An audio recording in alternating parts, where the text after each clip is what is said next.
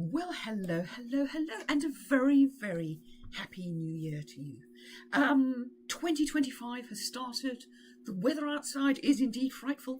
Um, it's looking a bit grey, windy, and wet out there for those of us in the UK. So I hope you are safe and warm somewhere and looking forward to 2025. I'm here to inspire you to thrive in 2025. Over the holidays, I've been doing a short series, you might have seen part of it, which is about how we set our resolutions differently. It's something we've done them and loved them, done them and they've not achieved, done them and achieved, hate them, will never set one ever again. But wherever you are in relation to setting resolutions, I'd love to introduce you to how Master Goals can help you set and achieve more realistic resolutions. So, just by way of introduction, for those of you who don't know me, my name's Heather Barry. I am the creator of the Master Goals Framework, founder of Effective Entrepreneurs. I've been an accountant, politician, coffee entrepreneur, a couple of other things besides. But I have a very wide entrepreneurial knowledge, but I absolutely love to inspire other people to achieve their visions of success, but to have a framework that you can do it around, because we're all very, very different. Our brains are different. I like to say we're all a bit zebra. Every single zebra. They look a little bit the same, but they're all very, very distinct from each other. So how can we do things where we really understand ourselves, understand those differences, but achieve our vision of success? How I get to somewhere and how you get to somewhere completely different. So by way of a very brief introduction to Master Goals, you may have never heard of them. 3 phases, really simple. Set, achieve, repeat. Set the goal, do what it is that you need to get there, and then put things in place that you can keep working on that goal, because guess what? There's a bunch of other challenges happening in your world, and you need to have a robust framework to keep you on track and kind of balance those plates a little bit. So coming back to the whole thing about resolutions, for whatever reason, you've done them before, you've fallen off the wagon, whatever it is, you hate setting them. But quite often, people will just set a very simplistic point in time. It's a little bit like just generic goal setting. And quite frankly, we can set these things at any time of the year. It doesn't have to be around New Year. Somehow there's just that sort of fresh start idea. But let's make it something that's really, really special for you. So that simplistic, I want to lose weight, I want to get fit, I want to turn over X number of pounds, dollars, shillings, pence, whatever it might be. So let's just look back and say why that frustration might have existed. Was that sort of meaningful enough? Did it really, really fire you up and inspire you? So we'll go into things. As I say, I've done a little series of videos over the holidays, just a couple of minutes each, and I just want to take that into a little bit more depth. And there's also a little download so you can get some more information as well. So was it meaningful enough? Did it really, really inspire you? Because without that real inspiration, and that is this going to fundamentally change things in your life, that challenge, will overcoming that challenge make a difference in your life? Also understanding the actions that are required to get you to where you want to be, because again, how can we make that, that realistic idea is it realistic to want to achieve that? So can you make sure that you can do everything that you need to do? Have you got the time and so on? And is it a realistic endeavor? You might have tried this before, and if it didn't work before, why is it suddenly going to work this time? So yeah, let's do things a bit differently.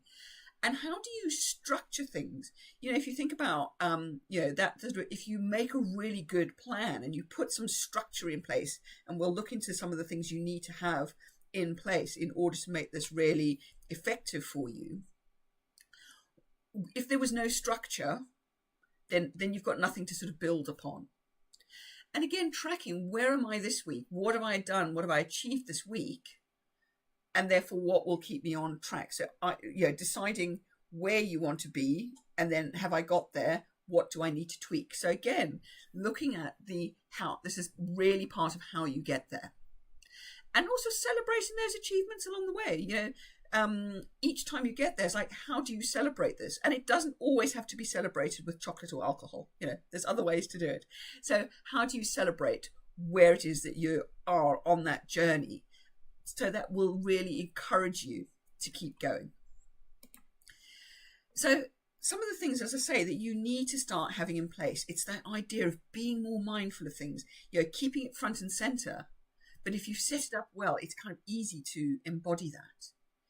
Have that action plan in place. And I've got some great little steps for you to just make sure that there's a really great action plan. You do need to build resilience to keep you going, because life does get in the way, and resilience and self-discipline do go hand in hand, because some people think it's all about willpower. But if you've got other things in place, then you are less reliant on that willpower self-discipline. Yes, you obviously do need to have it, and you can build that resilience. And the more motivated, if you're sort of moving towards something, or you're moving towards something, or you're moving away from something, and then you can help build that resilience within yourself. It's like, actually, no, this is really where I want to be going. Managing your time, it's like, how do I make sure I can do the things I need to do to get to where I want to be? Affirmations, some people go there a bit, woo-woo.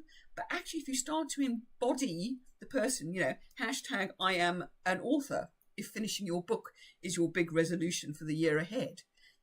Hashtag I am successful, whatever that looks like for you. Hashtag I am a healthy person. What does that look like for you? And start to think about yourself in those terms, and, live as if you are already in that place, emotionally, physically, etc.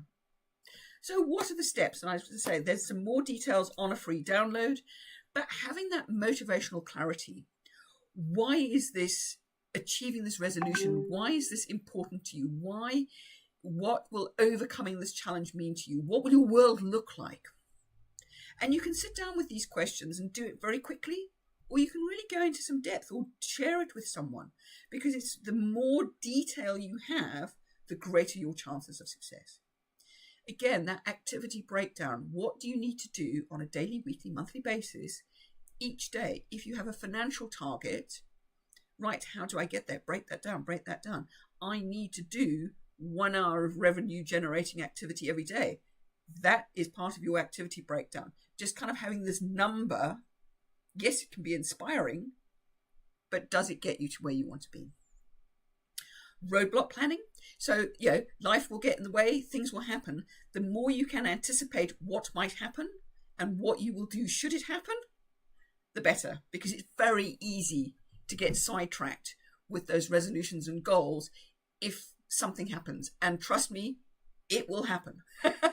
We all know that. We all know that things, get in the way, and it's very easy. Oh, I didn't do that hour of sales activity because I had to, because and then suddenly you don't have a framework, or you don't have a way to course correct and come back to the plan.